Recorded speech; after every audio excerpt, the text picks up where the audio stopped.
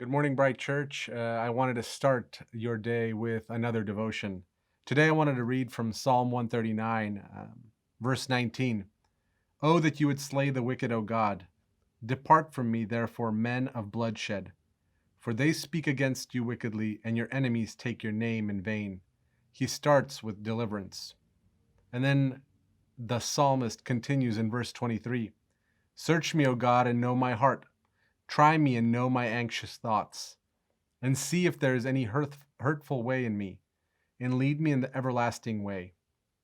You see, King David, he starts at first with his request to God, but he ends with sanctification. He concludes his psalm with sanctification. If we consider our prayers, how many of them follow the formula, God, if you help me with X, then I will I will show you my thanksgiving in way Y.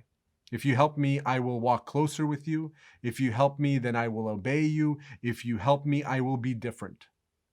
I think that a lot of us have prayers like that.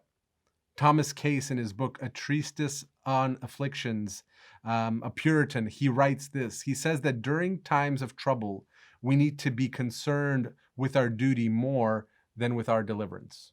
We need to be concerned more with our duty than with our deliverance. And by duty, he means what is our responsibility to God in our moments of trouble?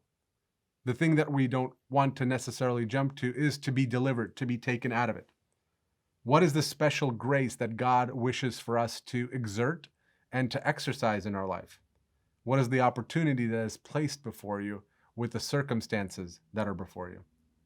You see, our prayers, they're a reflection of a very understandable, but unfortunately natural, in the worst kind of way, response to God, to afflictions.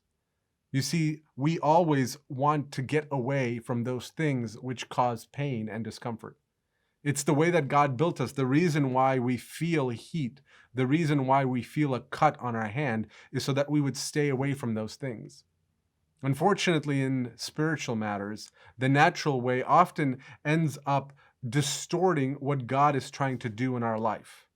The purpose of getting away from the knife isn't just to get away from the knife. The purpose is for you to learn that it is a sharp object, that you shouldn't play with it, that you shouldn't toss it willy-nilly.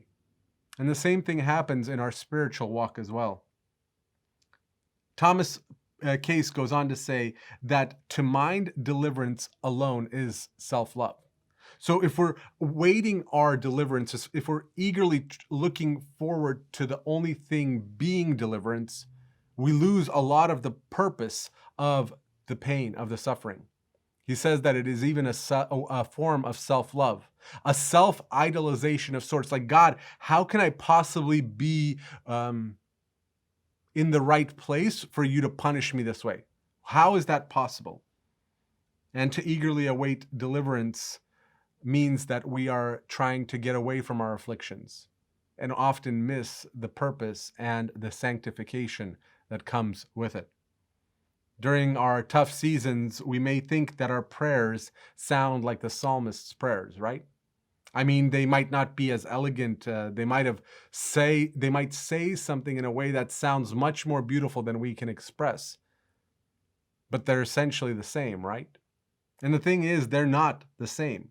We're not speaking as eloquently as David or as Solomon. But when we're looking at this psalm, what we see is that he asks for deliverance. But the goal of his psalm, the goal of his prayer to God, is for sanctification. Show me where I'm wrong. Show me what things I'm not doing correctly. Thomas Case echoes the sentiment in regards to our desire, where he says that God, for us to take away our afflictions without asking for sanctification, is nothing else but a vile, deceitful heart, a temptation and a snare of the devil. To desire that trouble be taken away without learning its purpose is a deceitful temptation. Romans 8:28 says much the same.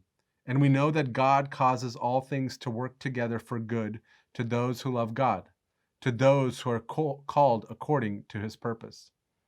If we take Romans literally, we'll recognize that whenever trouble comes, there is a way for us to be built up. We talked about this passage a few weeks ago where we talked about the fact that for the evil, all things contribute to their harm. Here, all things contribute to our good. And they're here for us to glorify the cross, for us to praise it, to adorn it. Thomas Case said this about Paul, who wrote Romans. Paul studied more how to adorn the cross than to avoid it. And if he must suffer for Christ, yet that Christ might not suffer by him. So how does that line of thinking tweak the way that our prayers sound? How does living in such a way give us context for our prayers? If we think about troubles as simply escaping from suffering, it is a temptation. How do we look on suffering then? If we think about suffering, how it might adorn the cross, how it might make us look better at the cross, to make the cross look better in our lives as a result of it, that's the goal, isn't it? That's the goal of all suffering.